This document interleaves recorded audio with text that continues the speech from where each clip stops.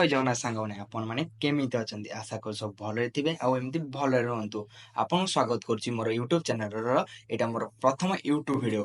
ଆଜିର ଭିଡ଼ିଓ କିଛି ୟୁନିକ୍ ହେବାକୁ ଯାଉଛି, ଯାହାକି ଆମର ଗିଲ୍ଡର ପିଲାମାନଙ୍କୁ ନେଇକି ବିଆର ଫୁଲ୍ ମ୍ୟାପ୍ ଗୋଟେ କଷ୍ଟମ୍ ହେବାକୁ ଯାଉଛି, ଯେଉଁଥିରେ କି ଫାର୍ଷ୍ଟ ସେକେଣ୍ଡ ଆଉ ଥାର୍ଡ ଯେଉଁମାନେ ରହିବେ ସେମାନଙ୍କ ପାଇଁ କିଛି ପ୍ରାଇଜ୍ ପୁଟ୍ ରହିଛି।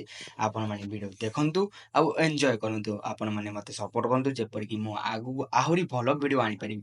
ଆଉ ଚ୍ୟାନେଲକୁ ଲାଇକ୍ ସେୟାର ସବସ୍କ୍ରାଇବ କରିବାକୁ ଜମାରୁ ହିଁ ଭୁଲନ୍ତୁ ନାହିଁ। ଚାଲନ୍ତୁ ଭିଡ଼ିଓକୁ ଷ୍ଟାର୍ଟ କରିବା।